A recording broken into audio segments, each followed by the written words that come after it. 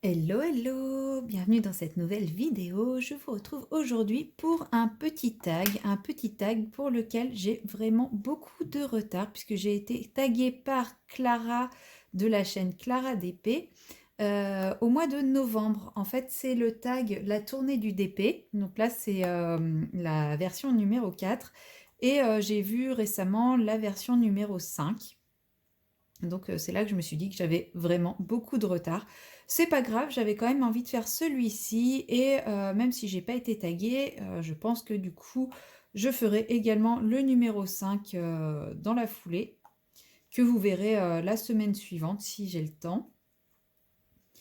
Et comme ça, je ne serai plus en retard sur les tags.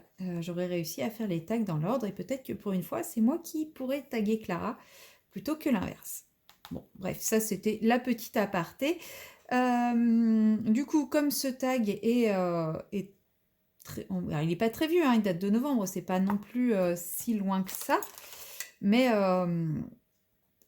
voilà, comme il y a le 5 qui est sorti, je ne répondrai pas aux deux dernières questions, puisque c'est un tag évolutif, dans le sens où on pose, dans les dernières questions, on pose une question qui sert à créer le tag suivant.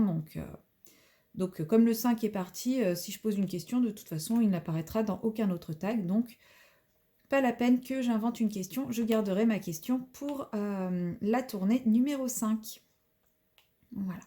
Donc, si jamais vous souhaitez quand même faire cette liste de tags, bah, n'hésitez pas, hein, n'hésitez pas à le reprendre également. Bah, comme moi, soit vous taguez des gens, mais vous n'ajoutez pas de questions, soit vous ne taguez personne, vous faites comme bon vous semble, mais bon, ça reste quand même sympa comme concept. Alors moi je suis toujours dans ma toile câlin et licorne de Oraloa que j'avance doucement mais sûrement, hein, puisque j'ai quand même fait quasiment tout ça depuis la semaine dernière. J'ai fait toute cette partie-là et aujourd'hui j'avance un petit peu encore la tête de cheval et je le trouve vraiment magnifique ce DP. Donc j'ai hâte de le finir et en même temps j'ai pas hâte tellement je prends du plaisir à le réaliser. Alors là, j'ai pas mis ma lumière dessous pour que vous puissiez voir quelque chose qui fait que moi, je ne vois pas grand-chose. C'est pas grave, hein, j'irai plus lentement. De toute façon, il faut que je lise les questions aussi. J'ai mon ordinateur qui est juste là, à portée d'yeux. Et je vais commencer, tout simplement. Alors, question numéro 1. Est-ce que vous adorez collectionner les accessoires? Donc ça, c'est une question posée par Clara DP. En fait, chaque question est posée par une personne qui a répondu au tag lors de la session précédente. Alors, est-ce que j'aime collectionner les accessoires? Oui et non. J'aime bien avoir des accessoires sympas, mais ça va pas être ma collection. Enfin, c'est pas le genre de choses où je vais avoir envie d'acheter en permanence. Je dis ça alors que je suis en train de diamanter avec un magnifique stylet patte de chat en mousse. Je ne l'ai pas acheté ce stylet-là, je l'ai reçu en cadeau lorsque j'ai acheté mes points de croix sur New Crafted, je crois, mes marque-pages Harry Potter. Et du coup, comme j'avais atteint un certain montant, j'ai reçu un cadeau. Et le cadeau, c'était un stylet en pâte de chat, donc tout squishy, tout moelleux et tout. Quand je l'ai reçu, j'aimais pas du tout parce que la texture était collante. Et au final, je l'ai laissé dehors. Il a un peu pris cher avec mes chats, hein. Je sais pas si vous allez voir, ils ont bien joué avec, ils ont bien aimé la matière eux aussi. Et j'ai perdu mon stylet fin vendu avec les kits Oralois et celui-ci est trop gros pour les diamants carrés. Donc il me fallait quelque chose d'à peu près fin et voilà, c'est ce que j'avais de plus fin et puis finalement ça m'amuse et j'aime bien diamanter avec. Mais sinon non, je vais pas collectionner, je vais pas avoir 150 000 stylets. J'en ai 4, ça me suffit déjà amplement. Après c'est 4 qui sont tous un peu dans cette collection-là. Donc un manche effilé comme ça avec les espèces de lames blanches à l'intérieur du manche coloré. J'en ai un deuxième ici. Voilà, c'est 4 stylets vraiment de cette collection-là avec des embouts en métal rose gold.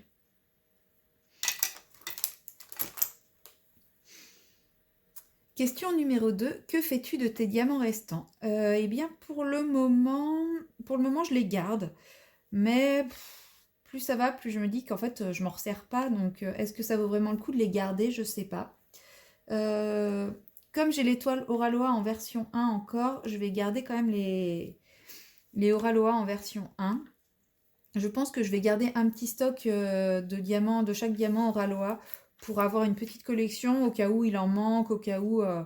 voilà. Après, pour tout ce qui est diamants spéciaux, strass, etc., je garde pas forcément, parce qu'on en a plein. Enfin, en général, c'est quand même rare d'en manquer. Et je fais pas encore de substitution. Je me sens pas encore à l'aise avec la substitution. Donc, je vais changer de couleur. Donc, les garder pour faire des substitutions, je suis pas sûre que ce soit une bonne idée. En plus, j'ai que des ronds en diamants spéciaux, enfin en strass.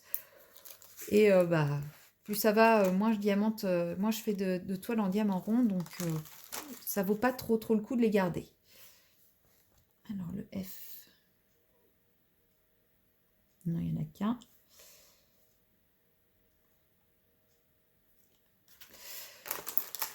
Désolée, je choisis mes couleurs en même temps. Et en général, j'aime bien avoir le nez complètement collé sur ma toile, mais si je mets mon nez complètement collé sur la toile, vous verrez juste mes cheveux, ça ne sera pas très intéressant pour vous. Alors, question numéro 3. Est-ce que vous utilisez un cover minder pour faire vos toiles? Alors, je n'avais pas précisé, la question numéro 2, c'est une question de Vanna DP. Donc la question numéro 3, est-ce que vous utilisez un cover minder pour faire vos toiles? Question de Kikou 0803 et de l'Ecréa de Céliane. Non, je n'utilise pas de cover minder, j'en ai utilisé et j'avoue que c'est bien pratique pour tenir ce petit bout de plastique qui a tendance à se remettre tout seul au mauvais endroit ou à mal coller, etc. Seulement, mes cover minders avaient tendance à disparaître pendant la nuit, a priori à retrouver leur liberté. Et j'en avais marre de faire la chasse aux aimants un peu partout. Enfin voilà.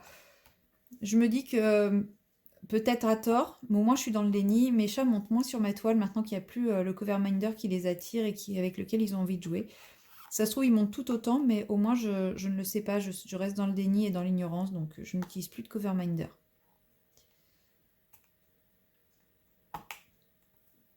Je vois pas ce que je fais. Je fais des poses pas droites du tout. Pourquoi j'en ai deux?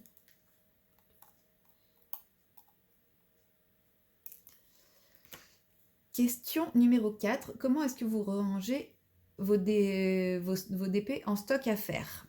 Alors, pour les DP en stock à faire, pas du tout débutés, je les laisse dans leur boîte d'origine. En fait, je les remets comme au moment du déballage. Je les déballe, je vérifie que tout est en ordre et après je range tout et je les range sur une étagère dans mon garage.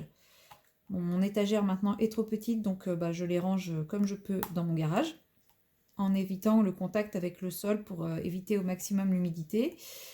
Et pour ceux qui sont en cours, alors déjà j'essaye d'éviter d'avoir plusieurs en cours de toiles, de grandes toiles et en fait je la range quasiment jamais.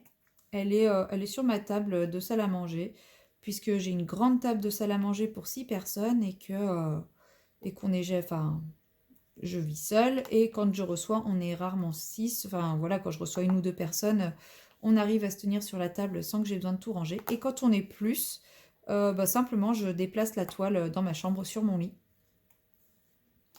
Et quand tout le monde s'en va, je remets la toile à sa place sur la table. Et si besoin, si j'ai besoin de la ranger pour plus longtemps, parce que là par exemple au mois de février, je vais débuter une autre toile, je vais mettre celle-ci de côté, eh bien j'ai deux options. J'ai un carton à dessin pour les toiles qui vont jusqu'à 90 cm par 60 ou 70, je ne sais plus. Et pour celles qui ne sont pas dans ce format-là, j'ai un tube à dessin. Et voilà, je la roule diamant vers l'extérieur et je la rentre dans le tube. Mais j'essaye de les manipuler le moins possible. C'est pour ça qu'elles restent le plus souvent sur ma table. Je me dis que c'est comme ça qu'elles s'abîmeront moins et que les diamants se décolleront moins. en les laissant au maximum à plat.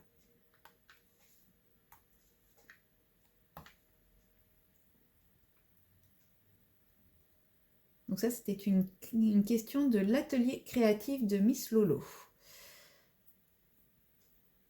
5. Raconte-nous quelque chose chez toi sur n'importe quel sujet qu'on ne sait pas sur toi. Alors ça, c'était une question de Céline Diamante et c'est déjà pas mal. Eh bien, qu'est-ce que je vais pouvoir vous raconter de moi qui n'a strictement rien à voir avec la première chose qui me vient à l'esprit, qui n'a strictement rien à voir avec le DP et le point de croix, et que j'ai la phobie de l'avion. En fait, j'ai pris l'avion quand j'avais l'âge de 16 ans et l'avion a eu un souci. Et du coup, on a fait une très très grosse chute d'altitude. On a vraiment cru que bah, voilà, le pilote n'arriverait pas à restabiliser l'appareil. Il a réussi, fort heureusement. Mais ouais, on a fait tout le reste du vol à basse altitude pendant 30 minutes avec de la fumée dans l'appareil et tout. Donc depuis, j'ai vraiment la trouille de l'avion. Mais par contre, j'adore voyager. Donc bah, je me fais violence et je continue à prendre l'avion. Et d'ailleurs, en mois de mai, je vais prendre l'avion pour aller pour plus de 18 heures de vol. Donc voilà, c'est vraiment du masochisme à ce niveau-là. Et dans les mois qui précèdent donc mes voyages, mes grands voyages, hein, pas quand je prends l'avion pour 1 heure ou 2, mais quand je dois prendre l'avion, bah, par exemple, la dernière fois que j'ai pris l'avion pour une longue période, je suis partie au Mexique en 2015. Et, et en fait, dans les mois qui précèdent, j'ai l'impression de voir des incidents avec des avions en permanence, partout, partout, partout. Je me souviens à l'époque où je voulais aller au Mexique, enfin où je prévoyais d'aller au Mexique, en fait, il y a eu il y a plein de crashs d'avions successifs. Et bah là, au mois de mai, je reprojette un voyage. Et bah là, on commence à entendre plein de problèmes avec des avions qui perdent des pièces en vol et tout. Donc ça n'aide absolument pas ma phobie de l'avion et ma trouille à l'idée de devoir prendre l'avion.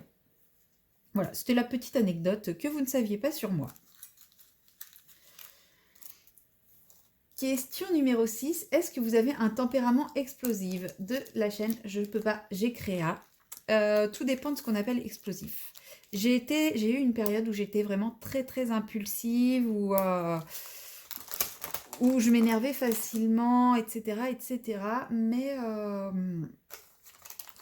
là-dessus, j'ai pas mal évolué et bah, depuis, je me sens beaucoup plus calme, beaucoup plus apaisée. Alors bien sûr, je râle hein, comme tout le monde, je m'énerve, je ronchonne et tout, mais je me sens pas impulsive, pas explosive. Enfin voilà, je vais pas me mettre en colère, je vais pas tout casser, je vais plutôt râler dans mon coin et au contraire, moi le signe alarmant, c'est quand je ne dis plus rien. Quand, quand j'ai baissé les bras, clairement, je ne dis plus rien. Et là, c'est le signe alarmant, c'est le signe où il faut se dire, oula, il y a un très gros problème. Bon, après, des fois, je dis rien parce qu'il n'y a rien à dire, hein, mais quand il y a quelque chose qui ne va pas, que je le dis, que je le redis, que je le re-redis, et que rien ne change jamais, et que je ne dis plus rien, là, c'est pas que ça y est, j'ai arrêté de faire chier. C'est clairement que là, la limite est dépassée. Et bah après, je ne dis plus rien, mais j'agis, mais sans me mettre en colère, hein, j'agis. Donc, bah, par exemple, ça peut être m'éloigner d'une personne qui me fait du mal, ça peut être des choses comme ça. Et par contre, à ce moment-là, il faudra pas espérer voir une marche arrière, quoi. Quand j'en suis arrivée là, je vais pas m'énerver, je vais rester, mais par contre, je vais devenir très froide et très distante, et puis je vais couper les ponts, tout simplement.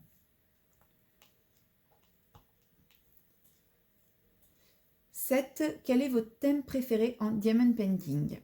Alors, et ça, c'est une question de Karine et le diamond painting. Alors, mon thème préféré en diamond painting, Je sais pas trop. Je sais pas trop. Je sais que bah voilà, j'ai beaucoup de belles toiles de chez Oraloa, donc beaucoup de vaillounettes, de l'orphelipon. J'ai quand même des toiles d'autres illustrateurs, d'autres artistes. C'est vrai que si je devais trouver un lien entre toutes mes toiles, c'est des toiles qui sont quand même assez douces, assez mignonnes, avec souvent des personnages. Il y a un personnage souvent, parce que j'en ai une avec une sirène. Ouais, je saurais pas trop dire. Si, ouais, il y a toujours des. Je pense qu'il y a quasiment toujours un personnage. Sauf une ou deux, ou peut-être c'est juste un animal en gros plan. Mais souvent c'est un personnage et avec souvent un animal aussi. Souvent le mix humain-animal. Ben, un peu comme cette toile, quoi. Le personnage avec son cheval, enfin sa licorne.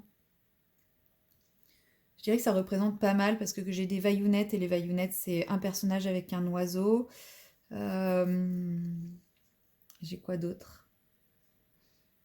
Non, j'ai pas mal de personnages seuls, par exemple la Namasté, comment elle s'appelle?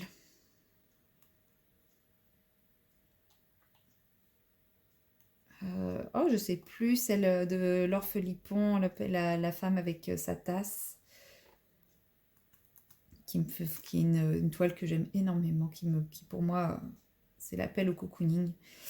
Donc, ouais, plutôt portrait personnage, mais pas réaliste, ce type de portrait, ce type de dessin.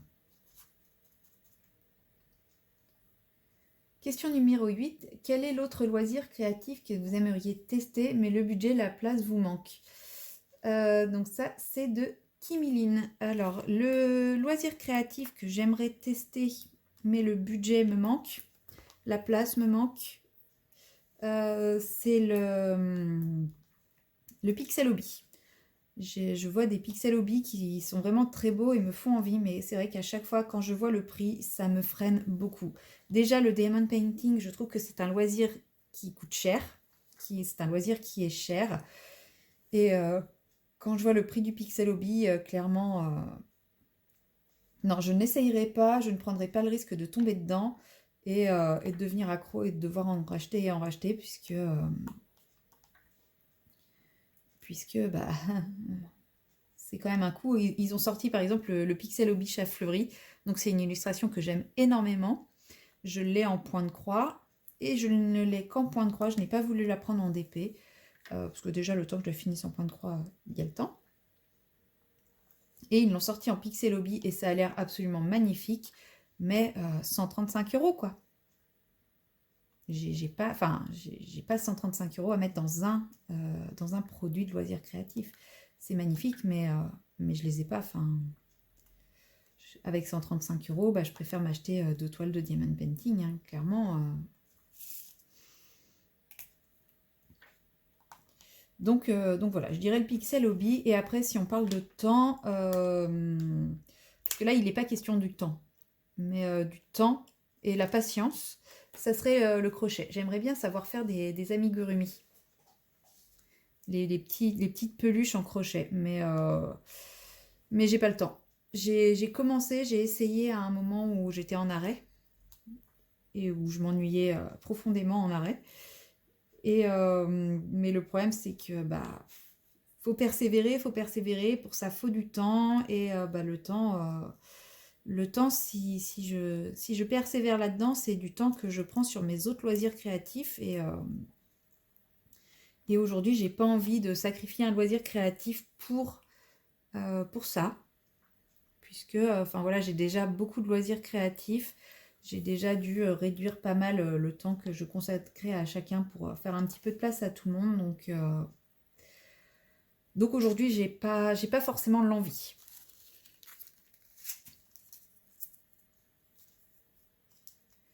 Question numéro 9. En point de croix, quel CT aimeriez-vous travailler? Moi, je sais qu'en point de croix, je préfère le 14. C'est fin, c'est vrai. Mais j'ai des toiles en 11 CT et j'aime bien parce que c'est rapide, c'est pas prise de tête, etc. Alors, mais le souci, c'est que je trouve que le résultat est un peu grossier. En tout cas, dans celle que je fais, je trouve le résultat un peu grossier et du coup, bah, forcément, faire des 14 à côté, et bah, je vais me tourner beaucoup plus vers les 14 dont le résultat me plaît plus esthétiquement. C'est pour ça que 14. J'ai reçu une toile en 18 CT, où vous allez la voir incessamment sous peu. Bon, elle est pleine de confettis et tout. Je suis pas sûre d'aimer. Ça m'a l'air vraiment très très petit, donc je ne sais pas, à voir. À voir quoi. Mais pour le moment, ouais, le 14, c'est vraiment mon CT de prédilection, puisque là, ouais, j'ai plusieurs toiles en 14, et bon, même si j'arrête pas de râler sur l'achat fleuri parce qu'elle est compliquée, mais qu'est-ce que ça rend bien, quoi.